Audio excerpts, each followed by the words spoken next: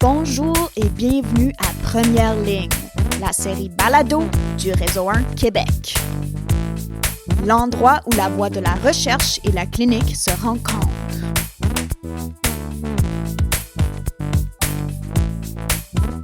Je suis votre animatrice, Dr. Emma Glazer, clinicienne, chercheur et parfois aussi patiente.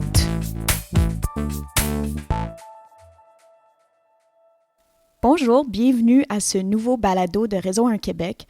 Je suis très heureuse de vous parler d'un sujet que je pense que vous allez toutes trouver intéressant, c'est la COVID longue. Avec moi aujourd'hui, j'ai deux invités qui sont des leaders dans ce domaine. Simon Descaries, directeur scientifique du Réseau québécois COVID, pandémie, axe rétablissement, physiothérapeute de formation, et Anne Bérère, patiente partenaire principale Réseau québécois COVID, pandémie, axe rétablissement, médecin de famille et professeur adjoint à l'Université de Montréal. Bonjour Simon. Bonjour, très heureux d'être ici. Bonjour Anne. Bonjour, moi aussi, je suis bien contente qu'on puisse parler du sujet de la COVID longue. Merci beaucoup. Comme toujours, on va commencer avec un cas clinique. Et là, de façon particulière, je vais demander à Anne de raconter son propre cas clinique. J'ai 45 ans. Je suis à la base en bonne santé. Donc, pas d'antécédents significatifs en lien avec la COVID à mentionner, sauf peut-être un TDAH qui est traité. J'ai attrapé la COVID dans mon milieu de soins en décembre 2020. Puis bon, à ce moment-là, je pensais que après une dizaine de jours, je retournerais enfin un peu immunisée et moins craintive. Mais c'est pas ce qui s'est passé puisque j'ai eu une COVID aiguë quand même relativement symptomatique, sans avoir à être hospitalisée par contre. Mais j'ai jamais remonté la pente. Donc, comme vous pouvez l'entendre, il y a une atteinte au niveau des cordes vocales. C'est plus probablement une séquelle. Par ailleurs, vous pouvez entendre aussi que j'ai une dyspnée qui persiste. Beaucoup d'éléments de dysautonomie sur lesquels on va sûrement revenir aussi.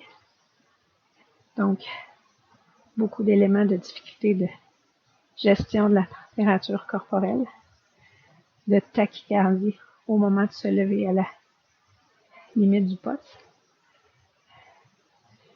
Aussi, il y a des malaises post-effort dont on va vous parler en long et en large, puisque c'est un élément très peu connu en première ligne. Là, je perds le fil, mais peut-être le moment de parler du brouillard mental qui s'installe souvent quand on essaie de se concentrer sur quelque chose ou de faire plus d'un truc à la fois. Est-ce que vous êtes retourné au travail? Non, j'ai pas pu du tout retourner au travail. Je vois que j'ai oublié de mentionner effectivement aussi de l'inflammation cardiaque qui a pu être trouvée avec une résonance magnétique en août 2021, donc près de 9 mois après la COVID, qui n'atteignait pas les critères là de myocardite, mais qui montrait une inflammation persistante et aussi des séquelles probables. Donc, ça montre à quel point il faut aller dans beaucoup de directions pour évaluer comment c'est pas simple avec les paradigmes actuels qu'on a en médecine de première ligne de s'attaquer à des problèmes qui vont dans toutes les directions et qui sont aussi complexes. Merci Anne pour ce témoignage qui, honnêtement, m'effraie. Je vais être honnête avec vous. Avant qu'on parle de tous ces symptômes, puis c'est quoi les symptômes avec COVID, pouvez-vous nous donner une définition de c'est quoi la COVID longue? Oui, Anne vous a décrit plusieurs symptômes, plusieurs sous-diagnostics. C'est super important. C'est là qu'on est rendu là, dans les réflexions sur cette maladie. La première conférence qu'on a fait, c'était justement avec Réseau 1 et ça remonte bientôt à 1 an. C'est en avril de l'an dernier.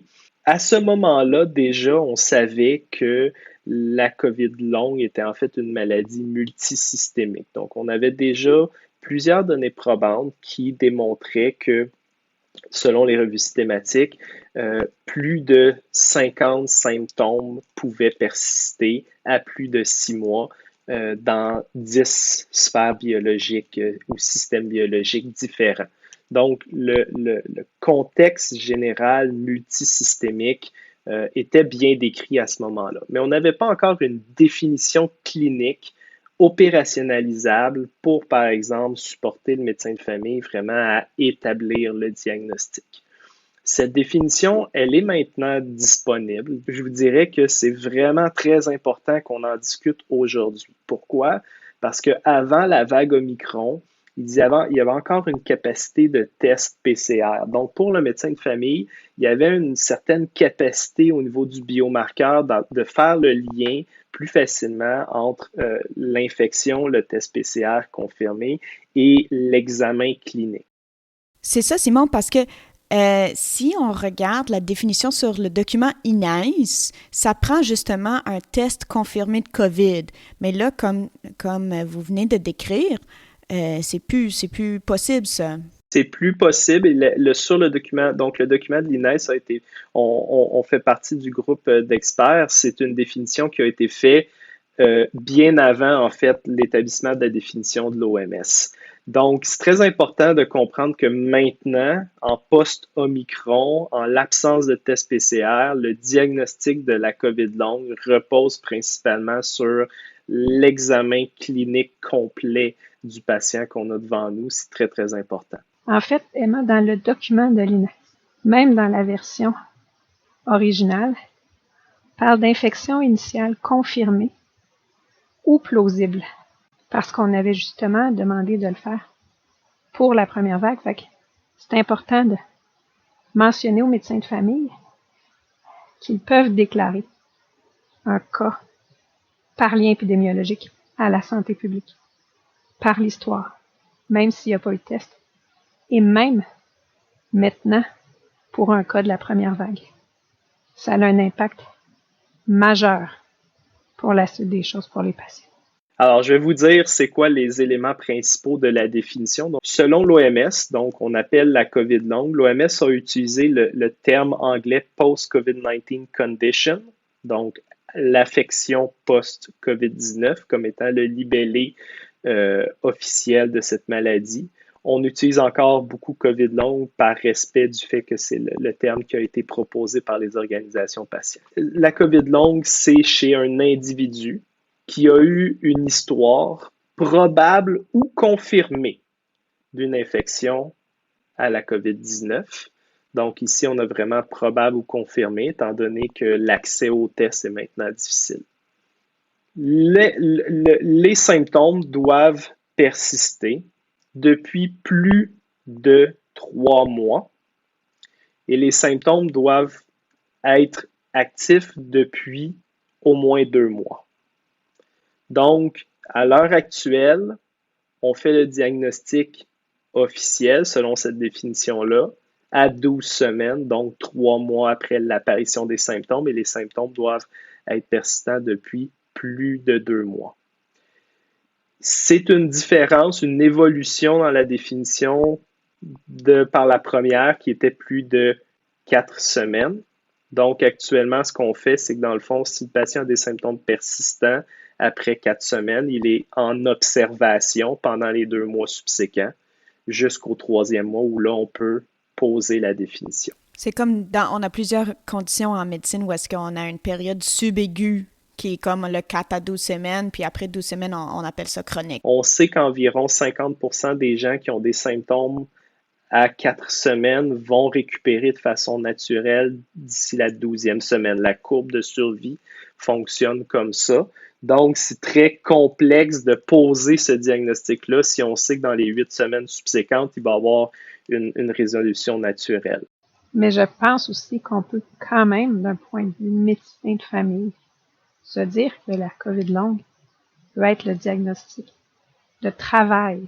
Donc, si on a un patient qui nous vient à 4 semaines et on suspecte que c'est peut-être un COVID long, on va mettre rule out COVID long, puis on va le revoir à 12 semaines pour établir le diagnostic.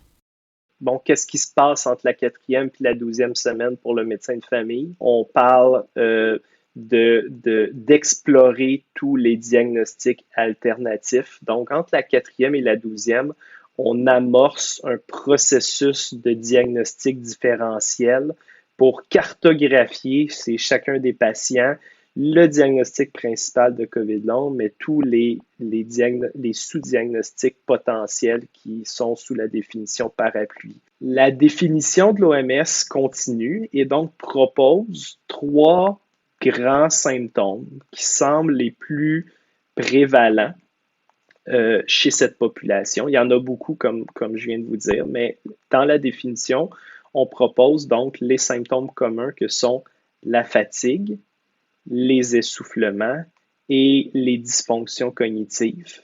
Donc, on parle ici de troubles avec la concentration, la mémoire. La fatigue, c'est un terme très générique. Dans la COVID longue, c'est vraiment un épuisement et c'est relié au malaise post-effort. Et pour poser le diagnostic, les symptômes doivent avoir un impact sur le fonctionnement dans la vie quotidienne des personnes. Et finalement, la définition termine avec les domaines suivants. Persistance et on parle de fluctuation ou de rechute. Alors, si je résume Simon et Anne, la définition de l'OMS, en gros, c'est « tu as probablement fait la COVID ». On ne peut pas le prouver, mais tu as probablement fait la COVID. Ça, c'est 1. 2, tu as des symptômes qui persistent après 12 semaines. 3, tu as des symptômes qui vont avec la COVID longue, et ça englobe la fatigue, entre autres, et les autres, on va les détailler plus tard, et la malaise post-exertion. Et 3, ça a un impact sur ta vie et ça fluctue et tu as des rechutes. En gros, est-ce que c'est ça? C'est en gros ça. En fait, petite précision, je dirais que les symptômes peuvent fluctuer, dans le sens qu'il y a des patients, effectivement, qui vont avoir des périodes où ils peuvent être jusqu'à complètement asymptomatiques et bien fonctionner, avec des récidives et des rechutes de symptômes. Pour d'autres patients, ça va être des symptômes qui sont présents de manière constante, mais qui aussi souvent vont présenter des périodes d'exacerbation. Donc, il y a vraiment un spectre très large dans l'évolution des symptômes. Simon et Anne, quels sont les symptômes les plus communs chez un patient avec COVID longue? Je peux en nommer quelques-uns. Donc, on a parlé de fatigue tout à l'heure. Souvent, on va entendre fatigue en anglais. Et c'est important de réaliser que fatigue en anglais se traduit beaucoup plus par épuisement que par ce qu'on utilise couramment en français comme fatigue. Le spectre va jusqu'à un épuisement qui peut empêcher certaines personnes même de se lever plus de quelques minutes à la fois, de faire des activités quotidiennes, même d'être carrément autonome.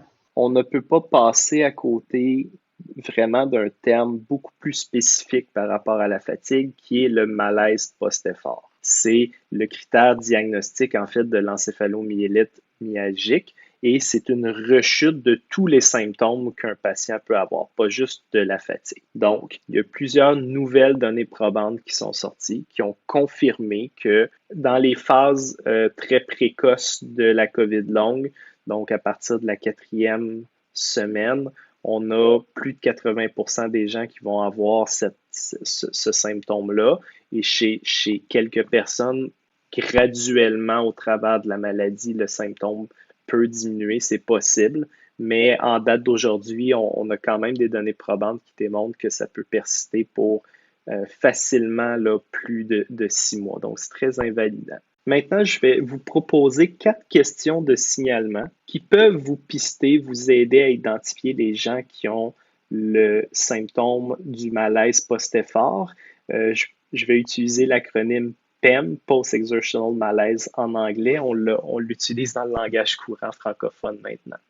Donc, vous pouvez poser les questions suivantes. Première question, qu'est-ce qui se passe lorsque vous faites des activités, soit physiques, soit cognitives, que vous, avant la maladie, qui étaient bien tolérées pour vous? J'étais habitué, par exemple, à prendre une marche, mais là, maintenant, je prends une marche et j'ai une rechute de mes symptômes là, qui vient après. Donc, première question, qu'est-ce qui se passe lorsque vous faites des activités que vous étiez préalablement habitué? Deuxième question, combien d'activités par rapport à avant fait en sorte que vous avez des rechutes de vos symptômes? La troisième question, combien de temps est-ce que ça vous prend pour récupérer? Donc ça, c'est très important de quantifier le temps de récupération.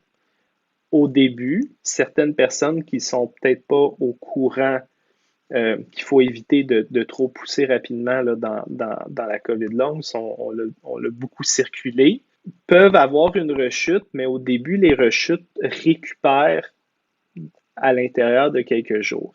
Le problème, c'est que si la personne commence à faire beaucoup de cycles de rechute, le temps de récupération va augmenter. Et donc, vous, en tant que clinicien, ça vous donne une idée d'où est-ce qu'on en est dans la quantification de ce symptôme-là. La dernière question de signalement, c'est est-ce que à l'heure actuelle, vous évitez ou vous avez changé certaines de vos activités à cause de ce qui se passe pour vous après avoir fait ces activités? Je veux faire ici une analogie avec le syndrome post-TCC. Ces gens-là qui ont eu des traumas crâniens, puis qui ensuite, ça persiste au-delà de 10 jours. Et le traitement, c'est du sub-symptom threshold. Donc, on leur demande de ne pas conduire, de ne pas faire des activités qui font revenir leurs symptômes. Et je trouve que l'analogie est importante parce que je vais faire un mea culpa.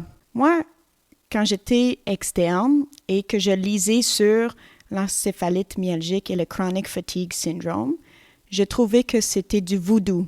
Je trouvais que c'était vraiment quelque chose pas tangible, la physiopathologie pas claire et que c'était des gens avec des problèmes psychosomatiques, pas de la vraie médecine. Alors, je fais mon mea culpa parce que maintenant, je suis en pratique et je vois que c'est des vraies maladies et des gens qui sont réellement affectés. Et je pense, et peut-être que vous allez m'éclairer, que justement tout ce qu'on fait sur la COVID longue va nous aider à éclaircir le chronic fatigue syndrome et peut-être la fibromyalgie aussi. En fait, je trouve ça très intéressant, Emma, ce que tu apportes par rapport au syndrome post-TCC. C'est quelque chose sur lequel on a pu avoir plus de littérature dans les dernières années et qui est plus connu en première ligne actuellement que l'encéphalomyélite myalgique, l'EM, et qui, oui, a certains éléments qui peuvent s'apparenter. Mais je suis bien d'accord que ce sur quoi on doit mettre un focus très important actuellement, c'est effectivement améliorer les connaissances sur l'EM. Moi aussi, je dois avouer bien candidement que comme médecin de famille, mes connaissances sur l'EM avaient rien à voir avant la COVID et maintenant. J'ai eu la chance, par contre, ironiquement, d'avoir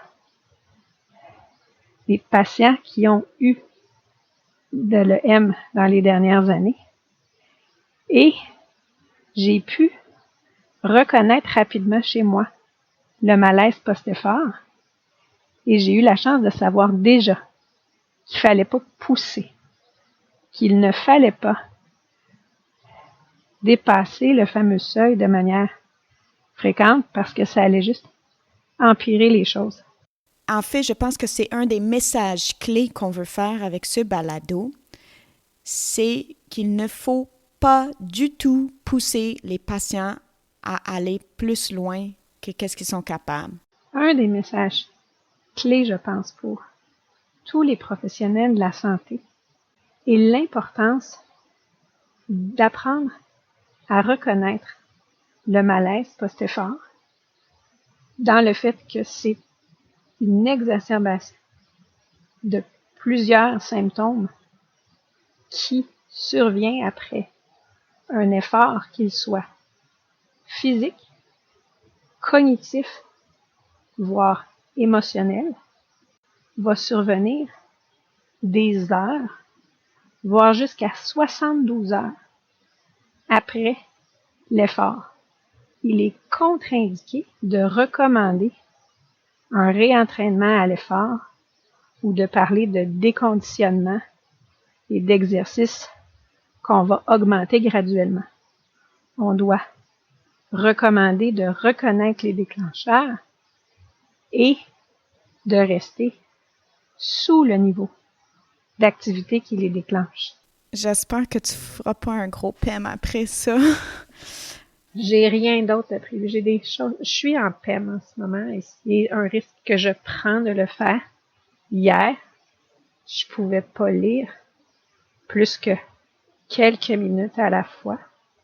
Je pouvais pas rester debout plus que 5 minutes parce que j'avais des vertiges qui sont un de mes symptômes aigus très importants de la COVID.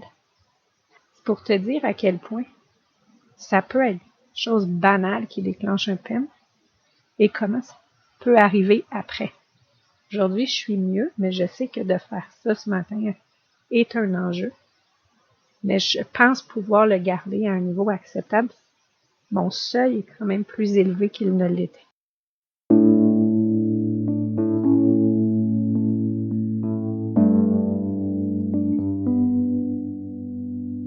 C'est sûr que historiquement, en effet, il y a eu une psychosomatisation de ces maladies, puis même dans l'évolution scientifique de la COVID longue, il y a plusieurs groupes qui ont testé cette hypothèse alternative par rapport à l'impact de la santé mentale sur les symptômes. La COVID longue et l'EM, c'est très clair depuis au moins les 5 dernières années.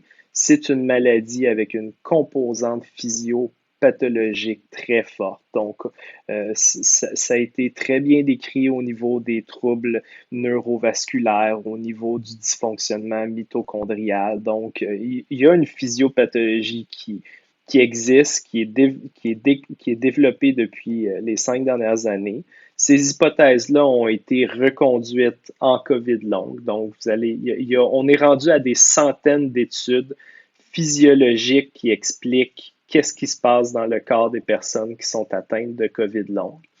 Maintenant, les diagnostics de santé mentale, en fait, pour moi, ce que les études qui ont regardé ça nous disent, c'est que oui, il est important chez la personne atteinte de la COVID longue, dans notre diagnostic différentiel, d'explorer toutes les hypothèses parce qu'on sait que environ 40% des gens, en lien avec le fait de vivre avec une condition dont le pronostic est très incertain, peuvent développer des diagnostics établis comme l'anxiété, la dépression, et ça peut jouer un rôle quelconque dans les symptômes qu'ils vivent. Et je vais me permettre d'ajouter, Simon, à ce que tu dis comme message. Je pense qu'il faut, en termes d'a priori, les considérer comme secondaires au tableau de COVID longue, plutôt que l'inverse, qui est un paradigme qui a été présent trop fréquemment, et rester très sensible au fait que les patients avec EM et énormément de patients avec COVID longue ont vécu beaucoup de gaslighting, qui est un mot à la mode depuis le début de la pandémie, et que il y a malheureusement une sensibilité qui s'est développée face à tous les aspects de questionnement psychologique. Donc, il faut comme médecin, comme intervenant, nommer, je pense, cette sensibilité-là et expliquer pourquoi. Il faut les explorer, mais qu'on ne part pas d'un a priori psychologique puisque cette sensibilité-là est devenue épidermique et je peux le comprendre quand je vois des témoignages de patients. Moi-même, je me suis fait dire à de nombreuses reprises d'être tout simplement moins anxieuse et que ça va bien aller. Parfois, en médecine familiale, on se sent démuni face à des patients qui se présentent avec des douleurs chroniques ou de la fatigue chronique. Mais je pense que ce que j'entends ici, c'est qu'une des meilleures choses qu'on peut faire comme clinicien, c'est d'écouter notre patient, offrir de l'empathie et éviter de dire des choses qui vont insinuer que it's all in your head.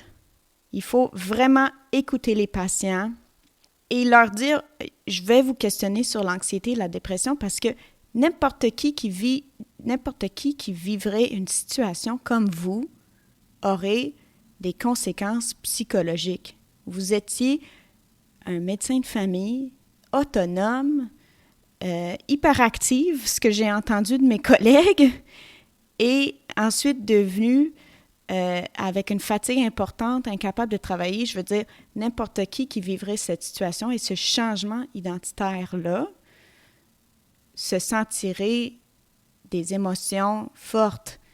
Et c'est pas l'inverse. Et ça, je pense que si on fait cette intervention auprès de nos patients, on peut faire du bien.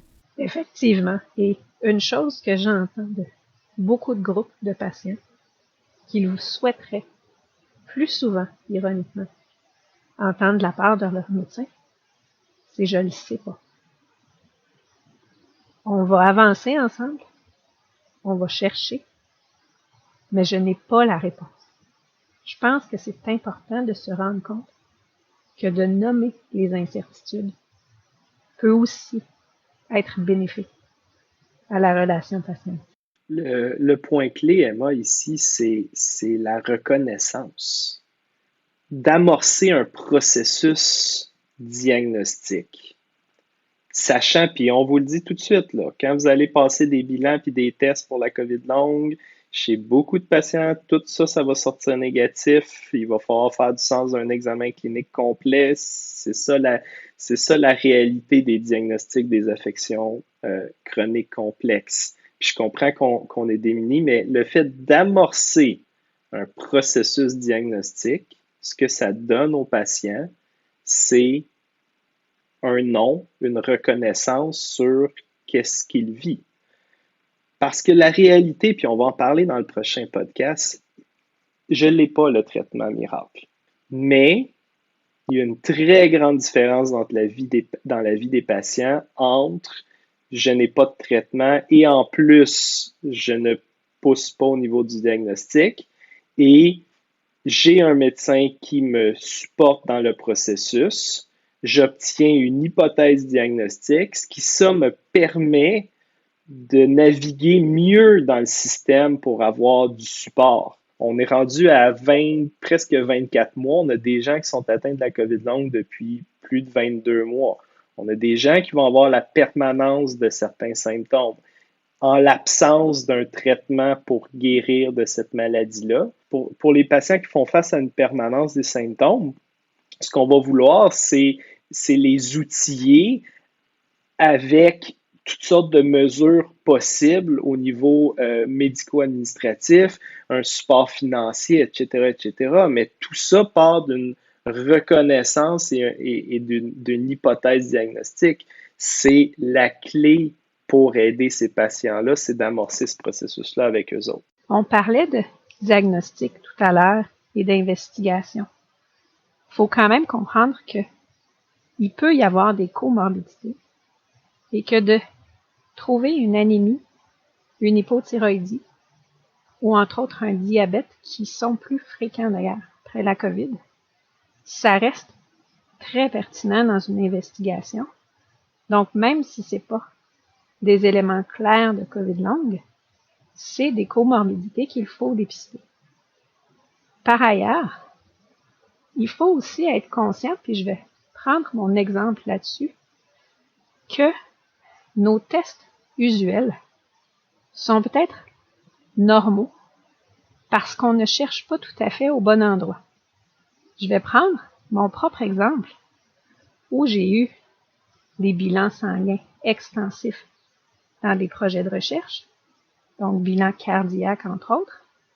J'ai eu 2 échographies cardiaques, transthoraciques, électrocardiogramme, qui sont complètement normaux. C'est l'IRM cardiaque qui a pu démontrer la présence persistante d'une inflammation. Mais ce ne sont pas des tests qui sont accessibles. Il faut garder en tête, comme clinicien, qu'on n'a peut-être pas toujours les bons tests pour mettre en lumière les anomalies, entre autres aussi au niveau de la dysautonomie, pour laquelle on est très, très peu formé en première ligne. Est-ce que vous pouvez nous définir la dysautonomie? En gros, je pense qu'on peut dire que c'est des dysfonctions du système nerveux autonome, donc tout le système de régulation qui peut présenter diverses formes de régulation aberrante.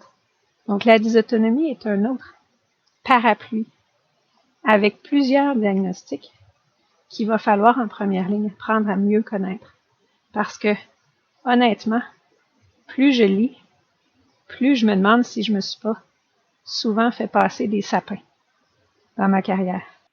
Puis, un des sous-diagnostics de la dysautonomie, c'est le POTS, donc le Postural Orthostatic Tachycardia Syndrome, probablement avec une prévalence presque équivalente au malaise post-effort. C'est un symptôme qui peut aussi servir là, dans le processus de diagnostic de l'encéphalomyélite myalgique. Qu'est-ce que c'est concrètement un POTS? C'est quelque chose qui est assez impressionnant, en fait, cliniquement. Dans le fond, c'est un trouble au niveau de la régulation de la fréquence cardiaque dans les changements de position. Typiquement, ce que le patient va vous rapporter, c'est qu'il va passer de la position. Il y a beaucoup de gens qui ont des moniteurs de fréquence cardiaque au poignet maintenant, là. Ils vont passer de la position couchée à 80-90 battements par minute. Ils vont se lever en position debout et ça va monter jusqu'à 180. Donc, c'est complètement dérégulé et lié à ça, donc quand le POTS est très peu contrôlé, c'est sûr qu'il y a une réponse autonomique qui se fait et le patient ne peut pas rester dans un état de fréquence cardiaque si élevé que ça longtemps avant là, de faire, entre autres, des chocs vagaux. Ça s'évalue tout ça. Par exemple, pour le POTS, il y a un test clinique qui s'appelle le Nasal Lean Test qui se fait avec un brassard simple. Donc, c'est notamment un test qu'on peut former les médecins de famille, les infirmières praticiennes spécialisées à exécuter en GMF. Nous, à l'heure actuelle, du côté de la profession des physiothérapeutes, on a commencé à former, en fait, on essaie de former tout le monde qui veut voir cette clientèle-là à l'exécution de ces tests-là. Si sur votre territoire, vous avez un physiothérapeute qui a été formé là, dans ces approches-là, il peut faire l'exécution de ces tests-là qui sont validés cliniquement pour vous orienter dans votre diagnostic différentiel et donc avoir un partage d'informations. Je vais juste renchérir très rapidement là, sur ma profession. Depuis décembre, on a développé avec notre équipe de recherche un formulaire d'évaluation multisystémique. On est en train d'implanter ça là, dans les milieux justement pour qu'il y ait un partage interprofessionnel pour vraiment évaluer là, les patients en détail. Le test nasaline, ça nous aide à faire quoi exactement? On peut voir s'il y a des variations anormales du pouls et de la pression et donc de pouvoir poser un diagnostic de POTS. J'aimerais, Simon et Anne, faire un résumé, puis vous allez me corriger. Moi, je suis un médecin de famille, je suis dans mon bureau, puis j'ai un patient qui me parle que ça fait 3 mois qu'il a fait la COVID, puis que est-ce qu'il est fatigué, puis il n'est plus capable. Moi, mon rôle, c'est de faire un questionnaire détaillé, de voir, premièrement, est-ce que je pense qu'il a probablement fait la COVID?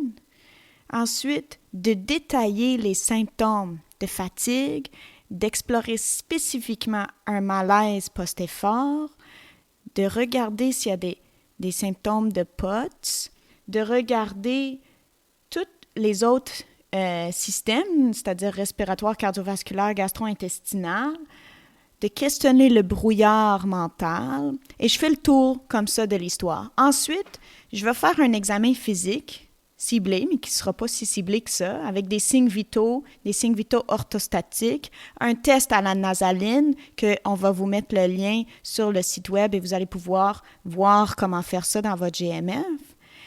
Et je fais un examen cardio, abdo, pneumo. Neuro, très bien.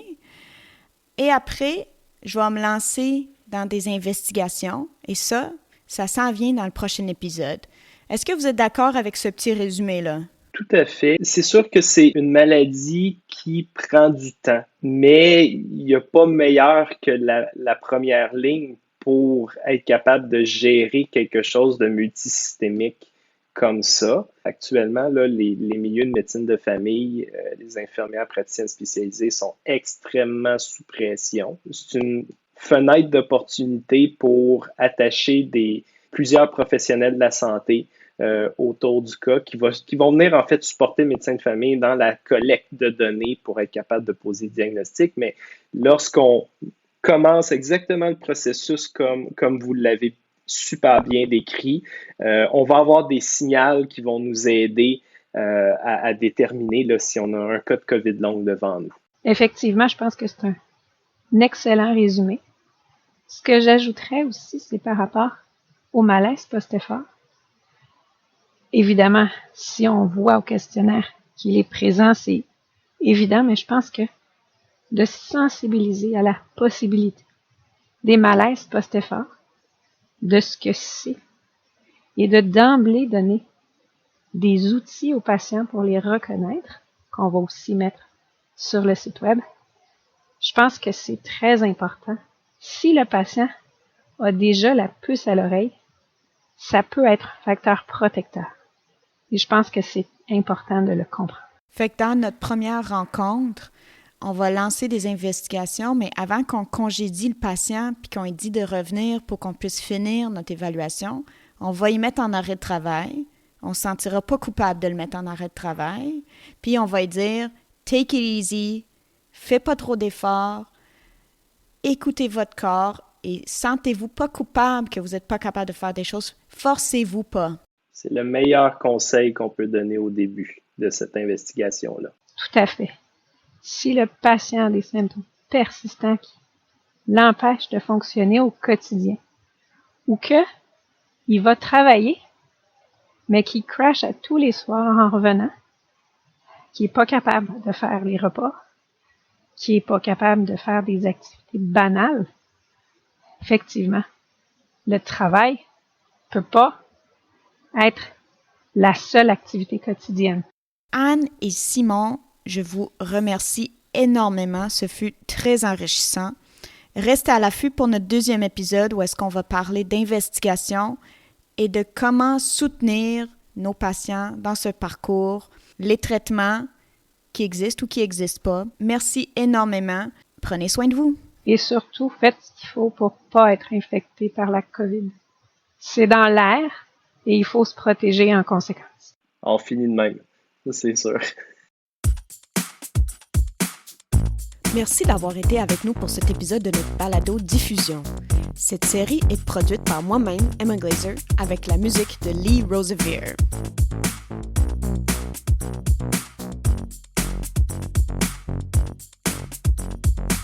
Nous sommes financés par le Réseau 1 Québec, un réseau de chercheurs, cliniciens, patients et gestionnaires qui collaborent pour produire et appliquer des connaissances visant l'amélioration des pratiques en soins et services intégrés de première ligne au Québec.